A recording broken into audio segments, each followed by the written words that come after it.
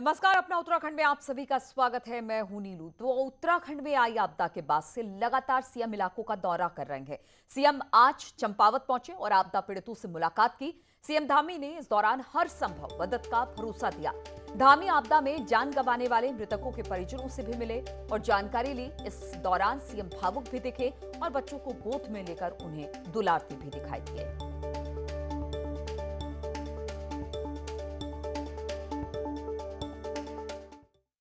और आपदा पीड़ितों से मुलाकात के दौरान सीएम धामी की दो अलग अलग तस्वीरें देखने को मिली। सीएम धामी बच्चे को दुलार करते दिखाई दिए, तो वहीं पीड़ितों से मिलने के दौरान भावुक भी हो गए। सीएम धामी उत्तराखंड में जिस तरह से आपदा आई, लगातार सीएम अलग अलग जिलों का दौरा कर रहे हैं और इस दौरान दो तस्वीरें जहां पर बच्चों से मिलकर भावुक हो गए और आई आपदा में उन्होंने लोगों से जब बातचीत की तो कहीं ना कहीं वो भावुक होते दिखाई दिए। दूसरी फैमिली को दिखाना पड़ेगा। आप आपदा के क्षेत्र में दौरा करने के आए हैं, इसको लेकर क्या कहते हैं? देखिए, चूँकि जहाँ पर आपदा आई है, हमारा प्रयास है कि आपदा ग्रस्त क्षेत्र और आपदा से प्रभावित जो भी लोग हैं उनके पास तक पहुँचें।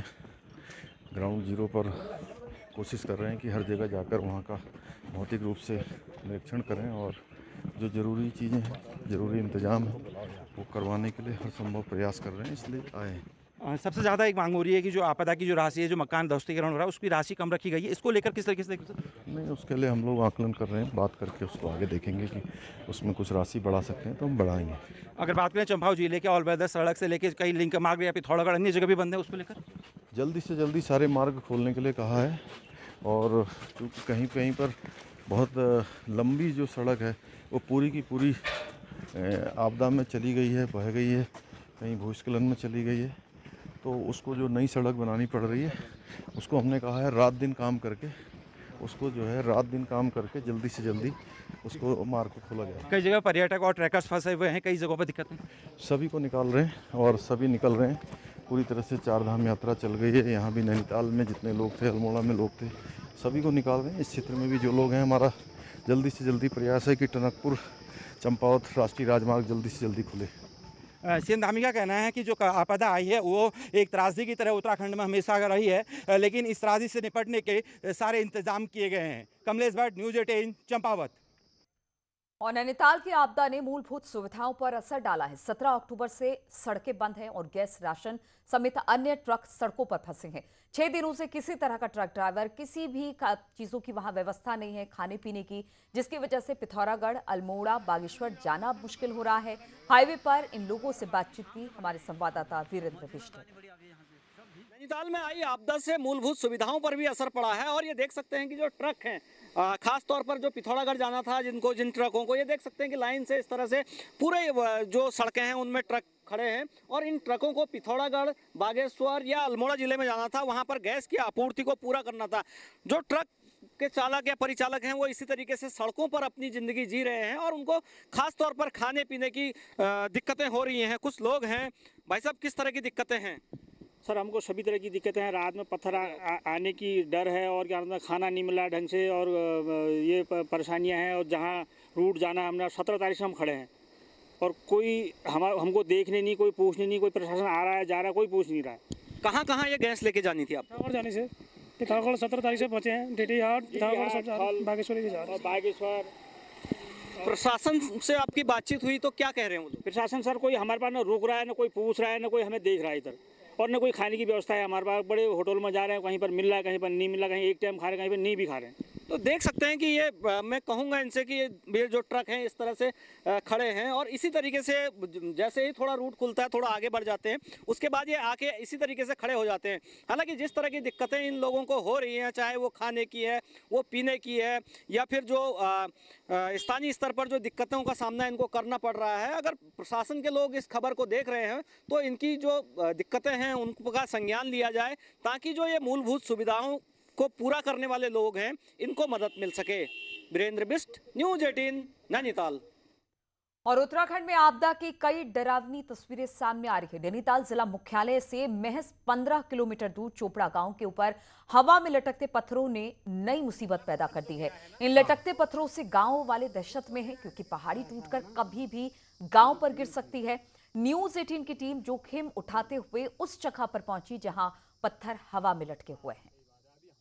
ये प्राकृतिक त्रासदी ने कई सारे ऐसे ग्राम तैयार कर दिए हैं जहां पर लगातार खतरा बना हुआ है प्राकृतिक आपदा आने का।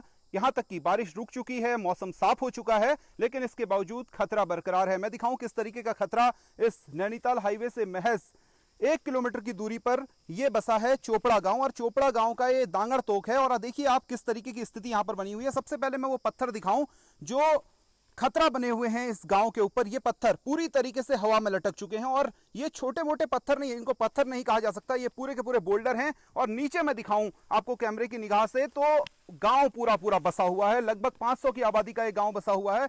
और आप देखिए यहां से घर आपको भले ही छोटे नजर आ रहे हो, लगभग हम 2 किलोमीटर गांव से ऊपर इस पहाड़ी पर चढ़े हुए हैं, और यहां से दिखा रहे हैं कि किस तरीके की खतरे की जद में ये ग्रामीण जी रहे हैं। ग्रामीण हमारे साथ मौजूद हैं। सर, किस तरीके का खतरा आप महसूस कर रहे हैं यहाँ पर?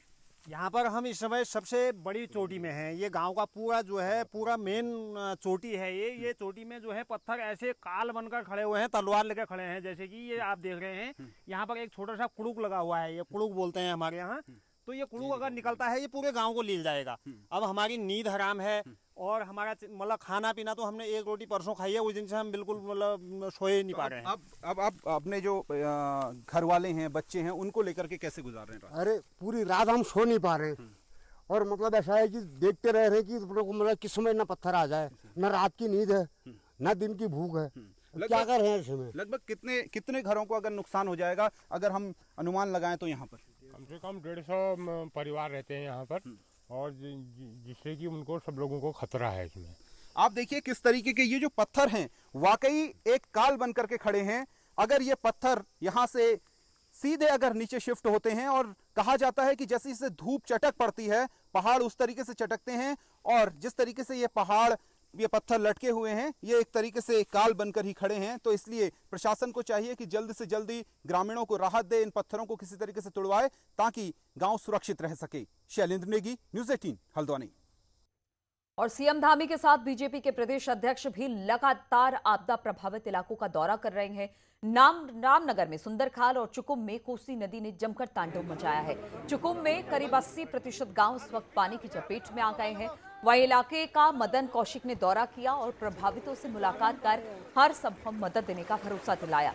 ग्रामीणों ने कौशिक के सामने गांव को विस्थापित करने की मांग की, जिस पर कौशिक ने उन्हें जल्द यहां से विस्थापित करने का आश्वासन दिया। गांव के विस्थापन की मांग 1993 से लगातार की जा रही है। 19 अक्टूबर के बीच आई आपदा ने काफ़ी कहर बरपाया है। रामनगर में कोसी नदी के बीच पड़ने वाला चुकुम और सुंदरखाल गांव भी इससे तबाह हुए हैं। आज प्रदेश अध्यक्ष बीजेपी के यहाँ आए हुए हैं मदन कौशिक जी, उनसे जान लेते हैं। मदन कौशिक जी, किस तरह की आपने देखा, क्या निरीक्षण हुआ है? चुकुम में आकर हमने देखा कि बहुत बड़ा गांव का हिस्सा बह चुका है। लोगों को पहाड़ पे ऊपर चढ़कर अपनी जान बचानी पड़ी, हाथी भी आ गए बीच में, तो लोग बहुत ही परेशानी में हैं। ऐसी परिस्थिति में हेलीकॉप्टर से पूरा राशन यहाँ सरकार के द्वारा गिराया गया। हमारे यहाँ जो कार्यकर्ता थे, नैनवाल जी हैं, हमारे मंडल अध्यक्ष हैं, जिला अध्यक्ष हैं, विधायक लोग हैं, वो सब समय समय पर यहाँ सारी सुविधाएं उन्होंने उपलब्ध कराई हैं। आज भी 50 के लगभग तिरपाल की बात यहाँ आई है, जो घर बिल्कुल तबाह हो गए हैं वो भी हम लोग भिजवा रहे हैं। किसी तरह की दिक्कत ना हो, इसकी चिंता सरकार भी कर रही है, भारतीय जनता पार्टी का संगठन भी कर रहा है। क्योंकि ये गांव पहले से आपदा की श्रेणी में आता रहा है, यहाँ लगातार आपदाएं आती रही। यहाँ के स्कूली बच्चे जो है ये नदी पार करके आते जाते हैं, क्योंकि यहाँ कोई पुल नहीं है। आज़ादी के बाद से आज तक यहाँ पुल नहीं बन पाया। इसके अलावा जो है इस यहाँ के लोग अब विस्थापन की मांग कर रहे हैं, तो इस पर किस तरह का रुख रहेगा? ये भी अभी मेरी बातचीत में आके 93 से विस्थापन की फाइल चल रही है, तो इसके लिए भी मैंने कहा है कि बातचीत करके तत्काल विस्थापन की कार्रवाई पूरी हो जाए, विस्थापन की फाइल पूरी हो जाए, इसकी चिंता भी हम लोग करेंगे और जल्दी जाके बातचीत करके इसको कराएंगे। तो ये थे हमारे साथ प्रदेश अध्यक्ष मदन कौशिक, जिनका कहना है कि जल्द ही इस गांव का विस्थापन किया जाएगा। गोविंद पाटनी, न्यूज़ 18, रामनगर। और कांग्रेस के नेता भी लगातार आपदाग्रस्त इलाकों का दौरा कर रहे हैं। पूर्व सीएम हरीश रावत और प्रदेश अध्यक्ष गणेश कुतियाल ने अल्मोड़ा का दौरा किया और प्रभावितों से मुलाकात की। वहीं कांग्रेस ने सरकार से मांग की कि जल्द से जल्द आपदा प्रभावितों की मदद की जाए। साथ ही कांग्रेसी कार्यकर्ताओं को भी मदद के लिए आगे आने को कहा। इससे आपदा प्रभावितों को मदद मिलेगी। हम कांग्रेस परिवार के रूप में मैंने अपने सभी कार्यकर्ताओं को, सभी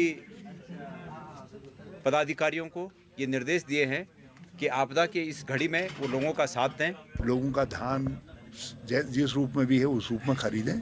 जिनके दुकान सब वो हो गए हैं उनके लिए कुछ पैसा आर्थिक सहायता के तौर पर दें और कुछ पैसा जो है ब्याज फ्री लोन दे दें उनको, ताकि वो फिर से अपनी दुकानदारी को, अपने काम को, अपने व्यवसाय को जो भी है उसको खड़ा करने का काम कर सकें। और उत्तराखंड के ऊर्जा पुरुष कहे जाने वाली रतन सिंह गुनसोला के निधन पर सीएम धामी ने शोक व्यक्त किया। उन्होंने ट्वीट कर कहा कि उत्तराखंड के ऊर्जा पुरुष कहे जाने वाले श्री रतन सिंह गुनसोला जी के निधन का दुखद समाचार मिला। 2 बार टिहरी जिला पंचायत अध्यक्ष रहे श्री गुनसोला को छोटी जल विद्युत परियोजनाओं का जनक माना जाता था। ईश्वर उनकी आत्मा को अपने श्री चरणों में स्थान दे। ओम शांति।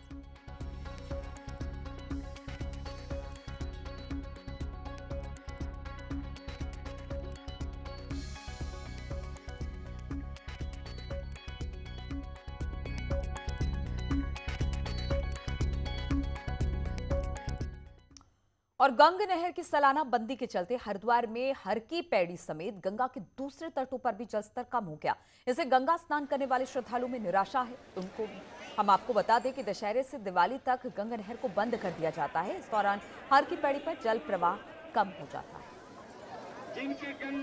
थोड़ा पानी कम आ रहा है। इससे पहले हम 3 महीने पहले आए थे तो उस समय अच्छा जल का प्रभाव भी था, अच्छा जल भी था उस समय, तो उस समय काफ़ी आनंद आ रहा था। अभी थोड़ा सा जल स्तर कम है तो इस वजह से डुबकी लगाने में थोड़ी सी अच्छा नहीं लग रहा है श्रद्धालुओं को, जितने लोग भी आए। जल तो निर्मल है, शुद्ध है, पवित्र है, पर जो मैं 3 महीने पहले आया था तो उस समय गंगा में पानी थोड़ा ज़्यादा था तो उसमें डुबकी लगाने में आनंद आ रहा था। अभी क्या डुबकी लग पा रही है? अभी डुबकी नहीं लग पा रही क्योंकि अभी गंगा की सफाई चल रही है तो उस वजह से थोड़ा सा पानी का जो प्रवाह है वो कम है। और इस वक्त प्रियंका गांधी कुछ कह रही हैं, आइए सुनते हैं उनको।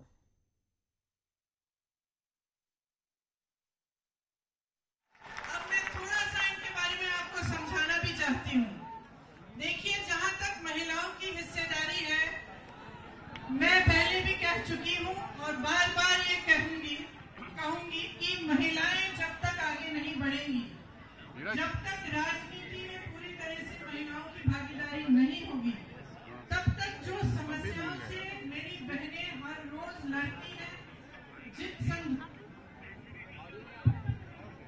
जिन संघर्षों का सामना करती हैं, जिन परिस्थितियों से निकलकर लड़कर आगे बढ़ती हैं, वे समस्याएं हम कभी दूर नहीं करेंगे।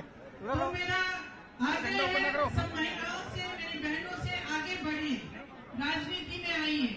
इस चुनाव में कांग्रेस पार्टी 40% टिकट देकर चाहती है कि आप आगे बढ़ के अपनी लड़ाई खुद लड़ें और आप सक्षम बनें।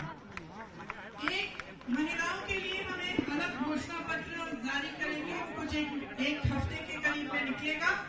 उसमें महिलाओं के लिए जो अलग अलग हमने घोषणाएं करनी है वो सारी उसमें होंगी। उसमें से सिर्फ एक घोषणा ये है कि जो 12वीं पास लड़कियां हैं उन सबको स्मार्टफोन दिया जाएगा अगर हमारी सरकार आएगी, और जो स्नातक पास है उनको ई-स्कूटी दी जाएगी। अब कोई कह सकता है कि एक तोहफा है, वोट चाहिए इसलिए दे रहे हैं, लेकिन ये बिल्कुल गलत बात है। ये तोहफा नहीं है, ये एक माध्यम है, एक जरिया है जिससे आप सशक्त बन सकती हैं। आज जो स्मार्टफोन है उसके जरिए महिला अपनी सुरक्षा की है, और जो ई-स्कूटी है, जो छात्राएं हैं जो पढ़ रही हैं, जिनकी पढ़ाई हो गई है, जो नौकरी के लिए जाना पड़ता है, उनको इससे उनको बहुत सुविधा होगी। तो ये एक पहली प्रतिज्ञा है, लेकिन जो महिलाओं के लिए बाकी प्रतिज्ञाएं हैं वो सब हमारे घोषणा पत्र में जो हम एक हफ्ते में जारी करेंगे उसमें होंगी। किसान आज बहुत ही त्रस्त है।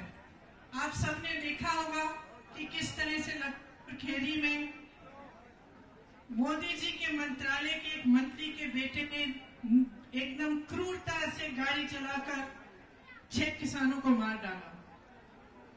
ये